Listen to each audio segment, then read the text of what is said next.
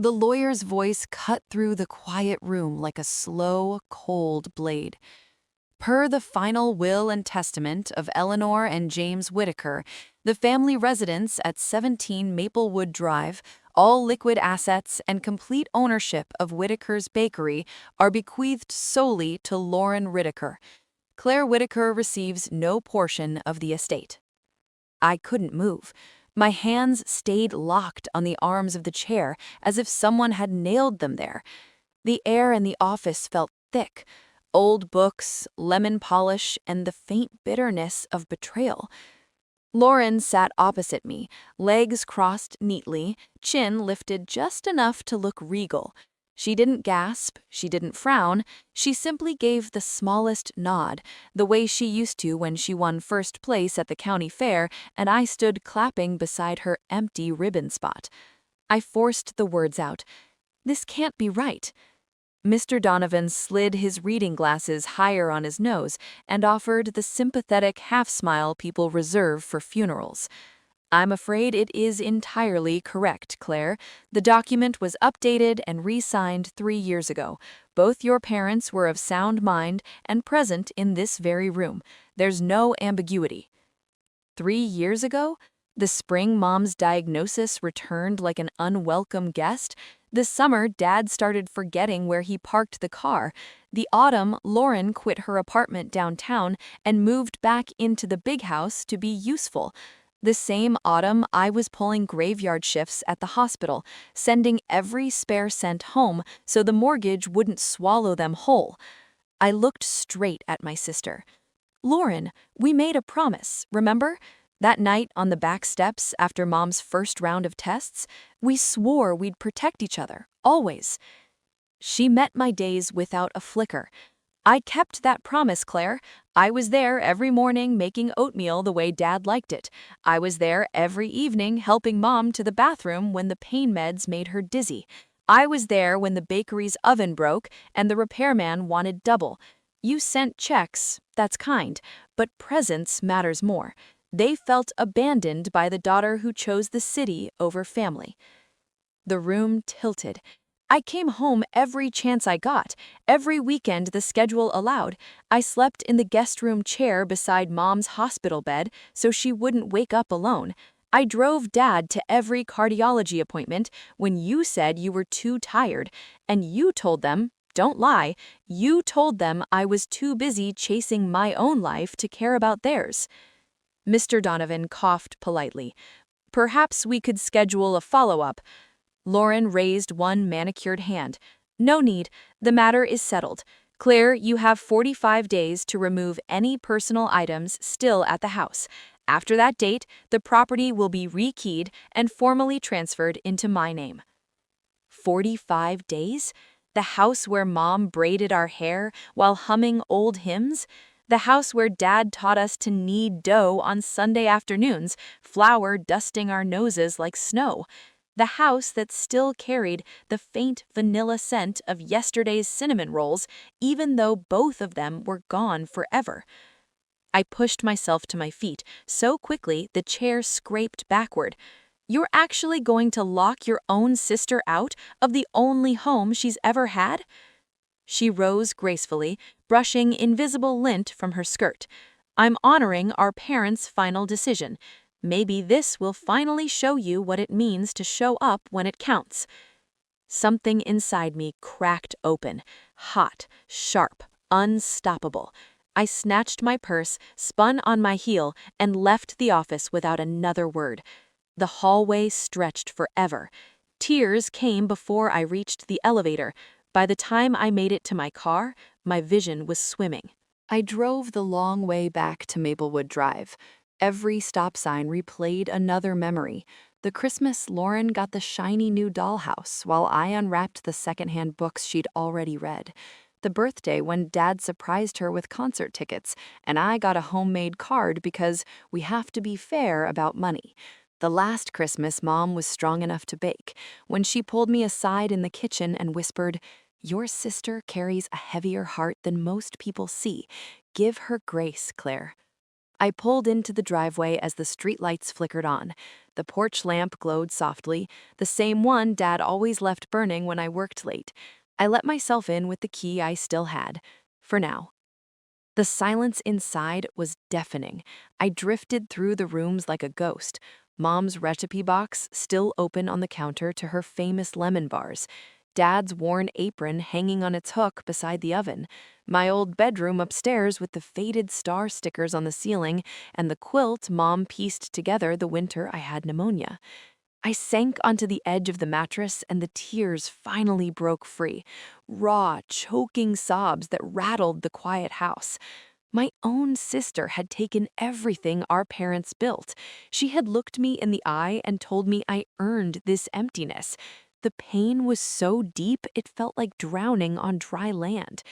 My name is Claire Whitaker, and that afternoon in the lawyer's quiet office was the moment my world shattered.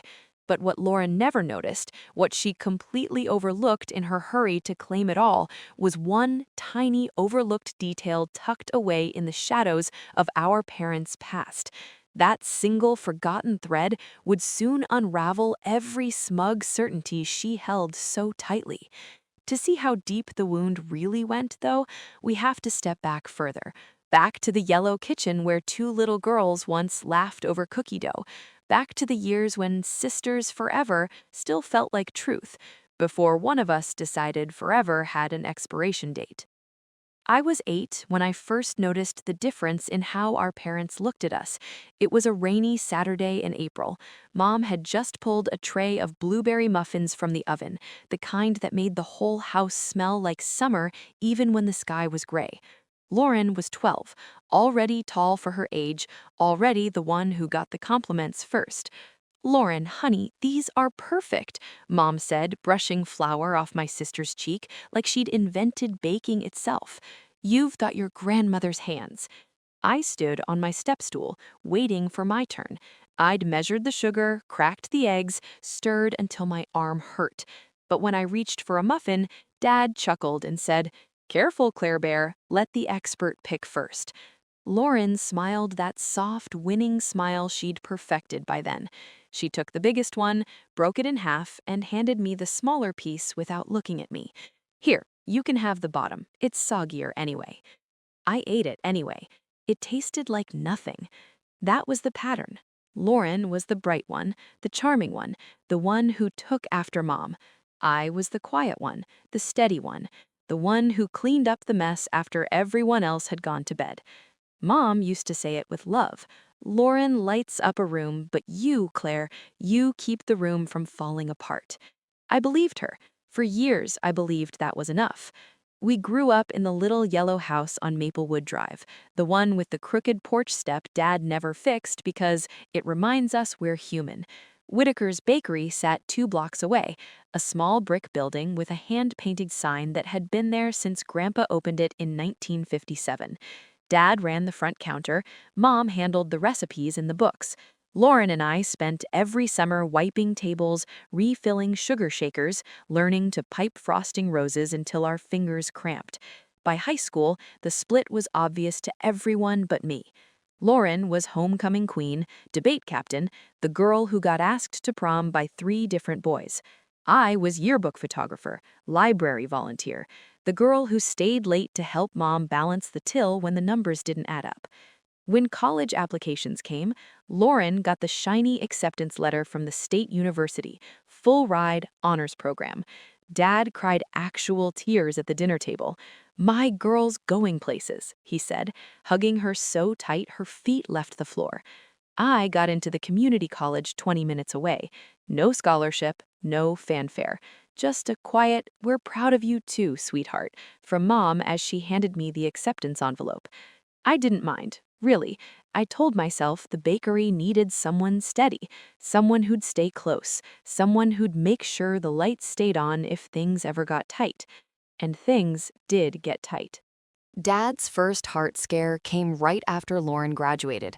Hospital bills piled up faster than the bakery's daily deposits. Mom started working longer hours.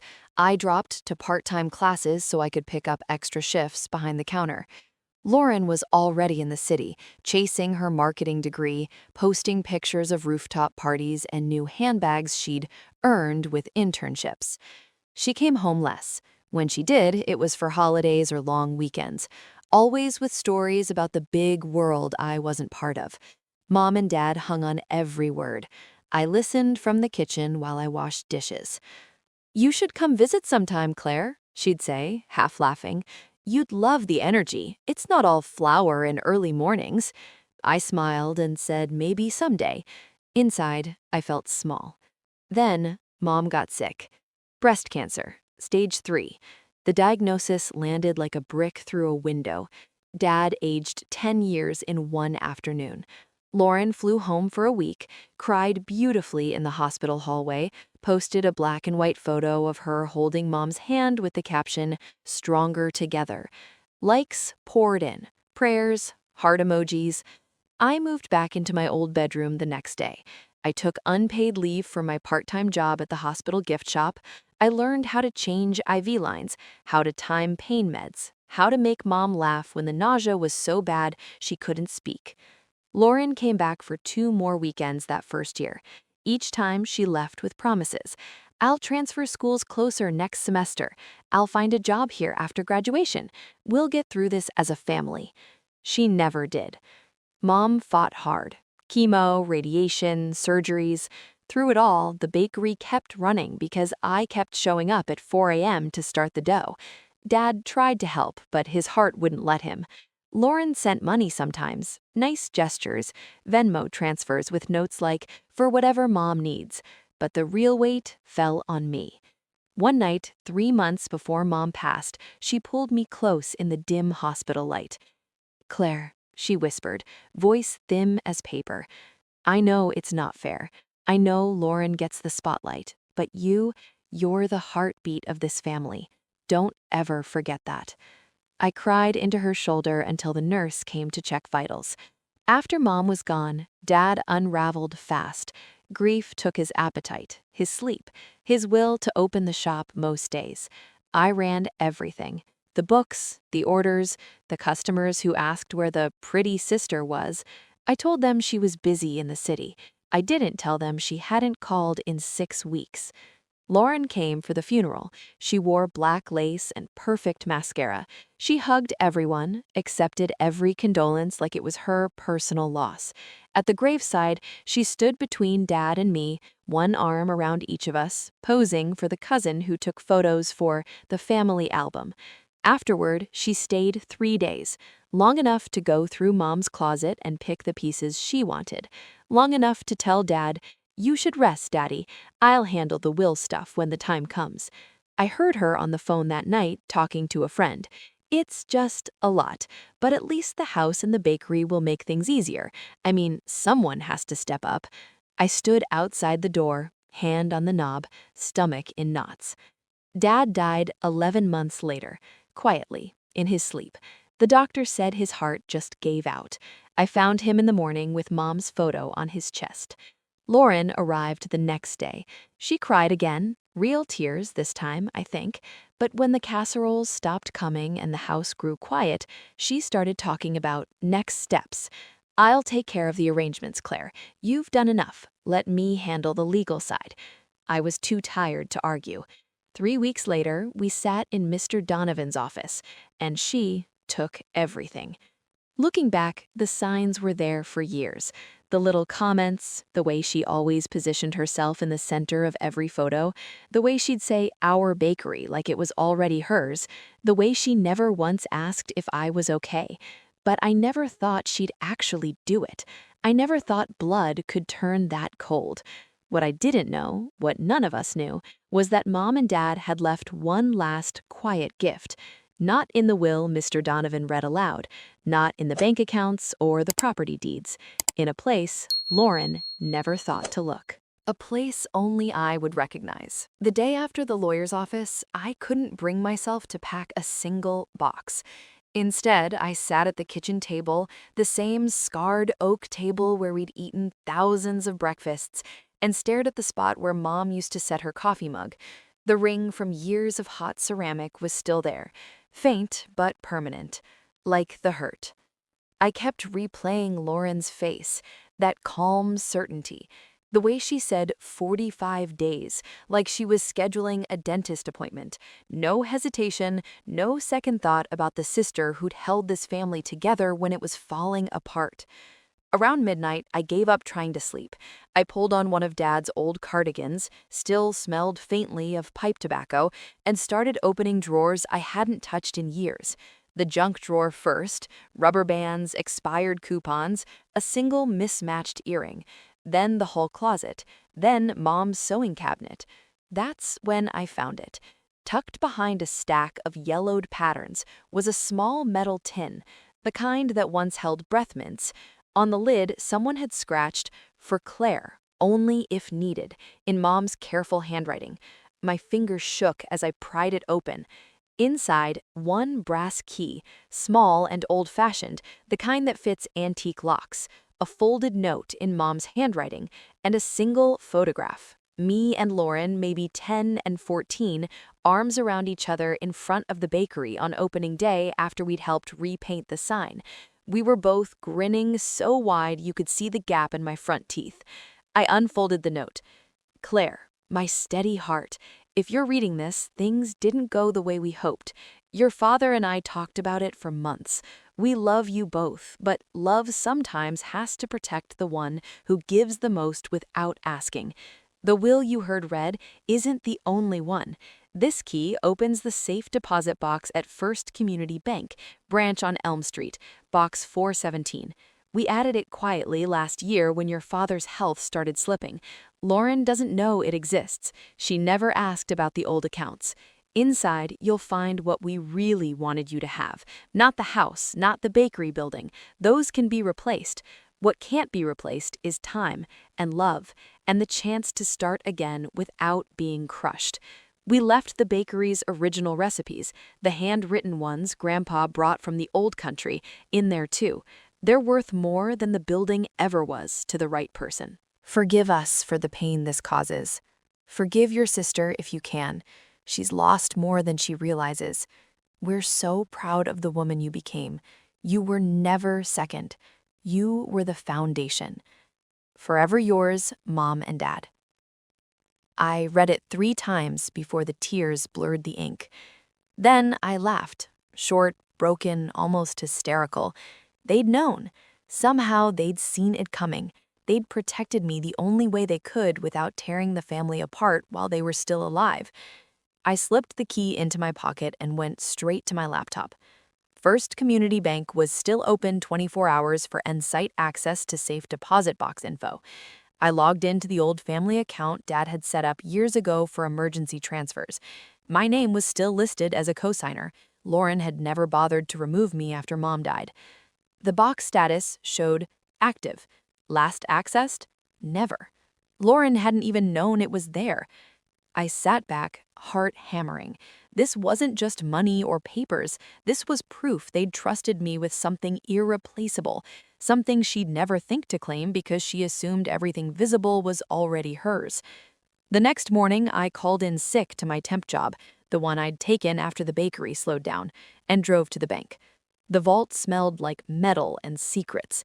The teller led me to box 417 without question once I showed ID and the key. She left me alone in the small room. I turned the key. The door clicked open. Inside, a thick manila envelope sealed with red wax that had Dad's initial pressed into it. Another smaller envelope labeled Recipes, Original Set. And at the bottom, a simple savings passbook. I opened the passbook first.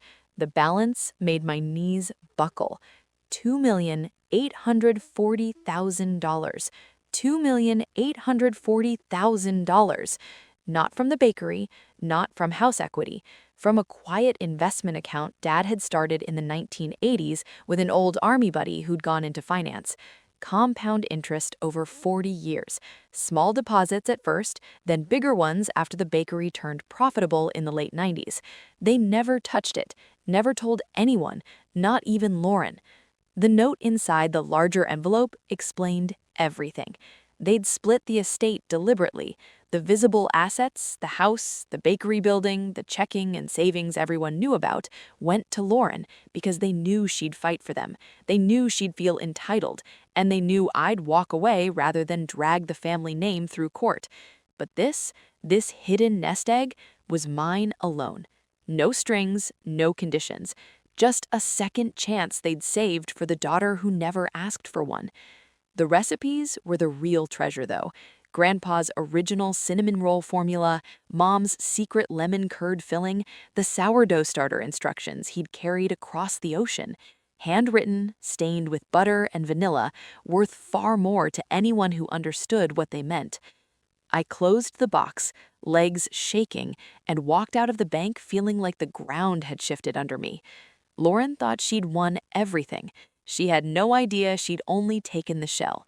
The real heart, the real legacy, was still mine, and I was about to use it. I drove home from the bank with the manila envelope on the passenger seat like it was made of glass. Every red light felt like a countdown. 45 days, that's all Lauren had given me. 45 days until she changed the locks on the only home I'd ever known. 45 days until she hung her name on the bakery door and pretended the last 30 years of my life had never happened. But now, I had something she could never touch. $2,840,000 and the real recipes. I pulled into the driveway, killed the engine, and just sat there staring at the house. The same porch swing where Lauren and I used to fight over who got to push. The same flower beds Mom planted every spring. All of it was hers now, on paper. I whispered to the empty car.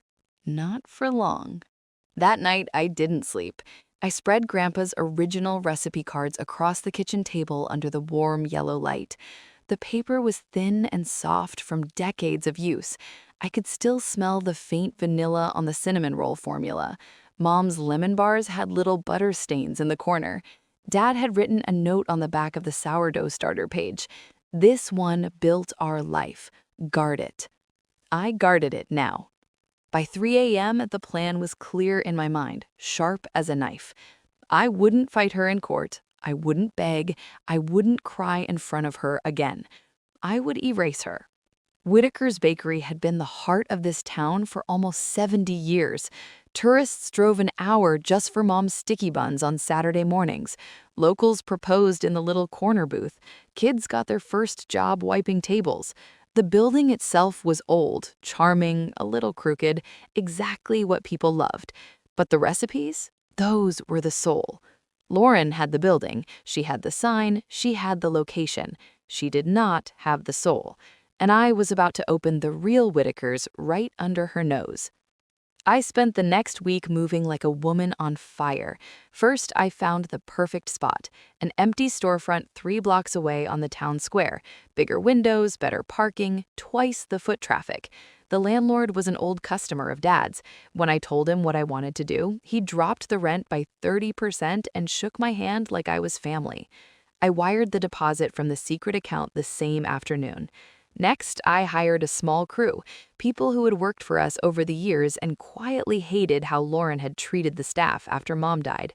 Old Mr. Alvarez, who used to run the ovens, Maria from the front counter, who remembered every regular's order, a young baker named Sophie who had begged me for the original cinnamon roll recipe when she was in high school. I gave it to her that same night. She cried. I didn't tell any of them about the money. I just said, "We're bringing the real Whitakers back. Are you in?" Every single one said yes before I finished the sentence.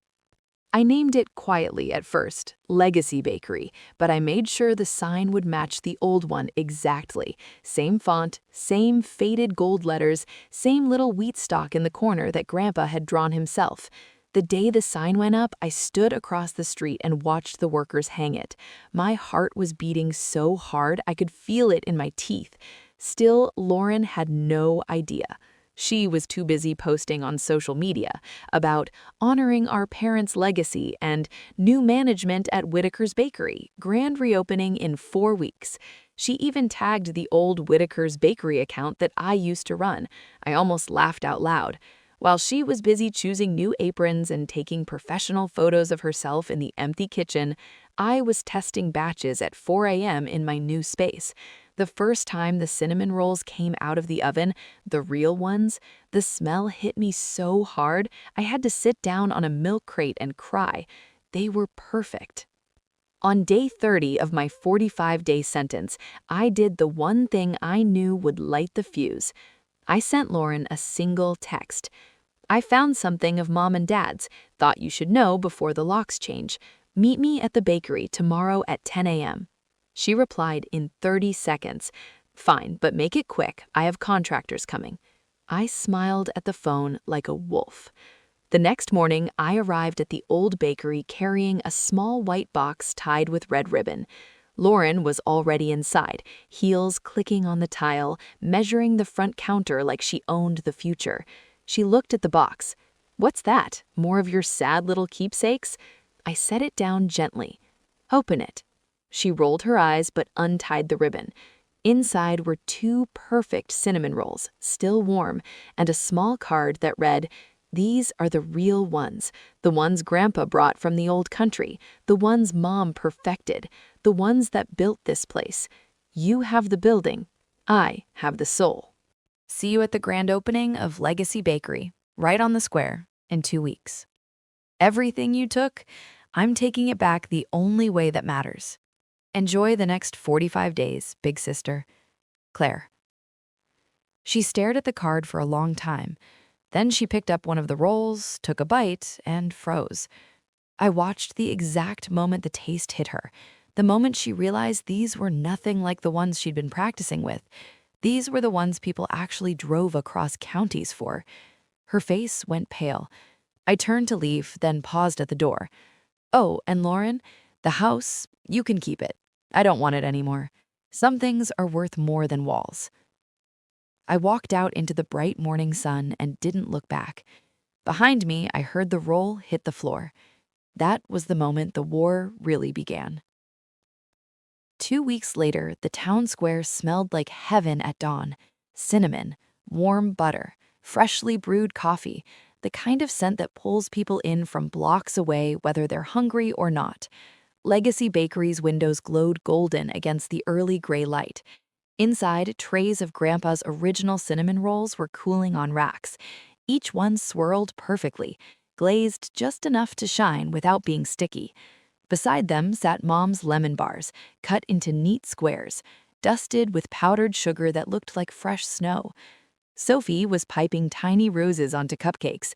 Mr. Alvarez had the ovens humming like old friends catching up. Maria was already at the register, humming the same tune Mom used to sing while counting change. Outside, a small crowd had started gathering even though we didn't open for another hour. Word had spread quietly at first, whispers at the grocery store, texts between neighbors, a few old customers who'd stopped by the original Whitakers and walked out disappointed when the rolls didn't taste the same anymore. I stood behind the counter in a simple white apron that said Legacy Bakery in the same faded gold script as the old sign. My hands were steady now. No more shaking, no more second guessing. At 7 a.m. sharp, I flipped the open sign and unlocked the door. The first person through was Mrs. Callahan, 82 years old, walker and all. She stopped 3 steps in, closed her eyes, and inhaled so deeply I thought she might float.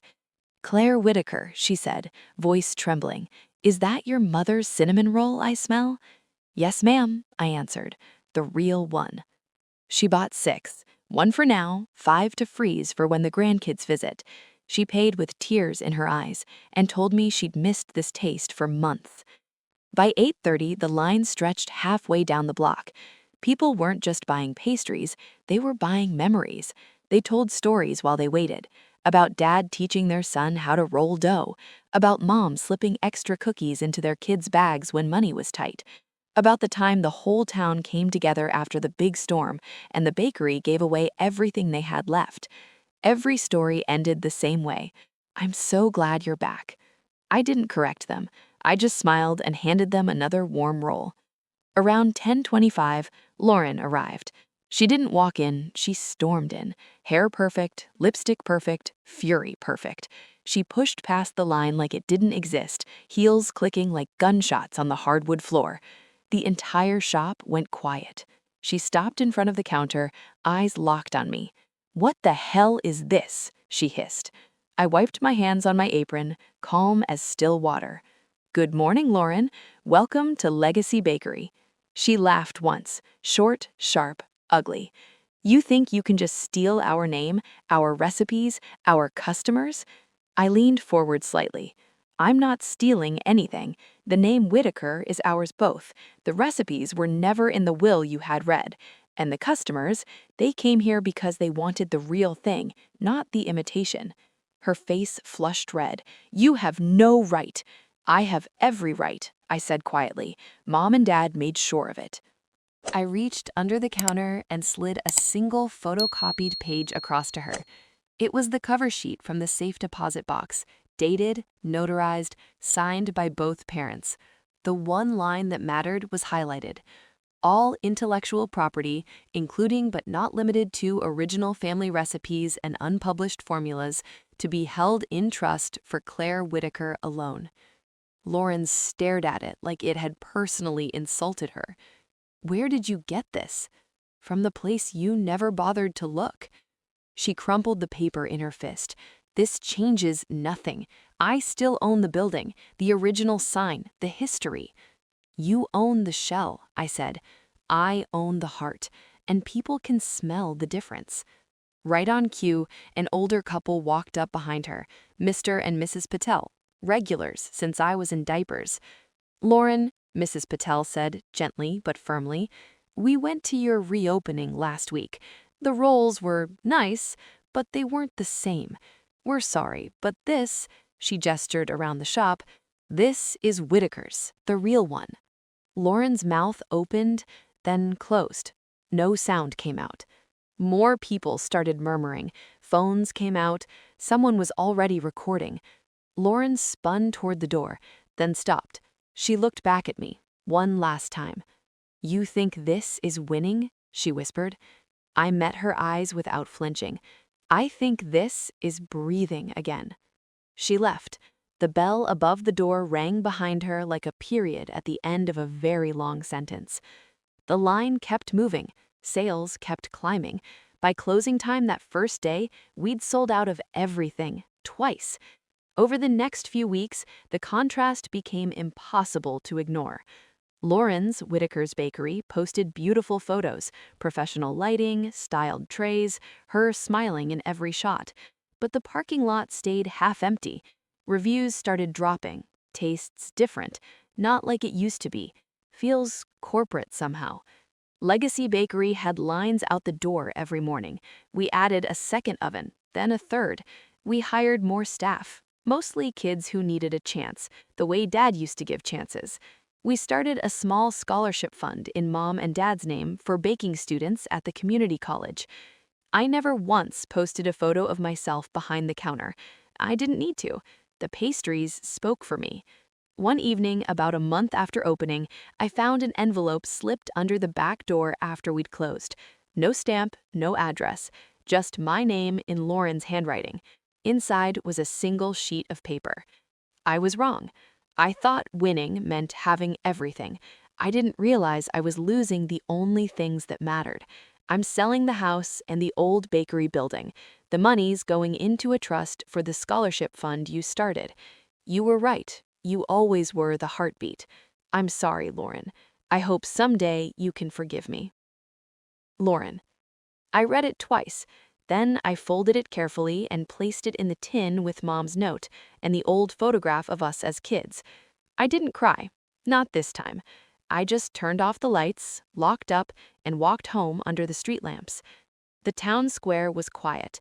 Legacy Bakery's sign glowed softly in the dark. For the first time in years, I felt light. Not because I'd taken something back, but because I'd built something new, something honest, something unbreakable, something ours.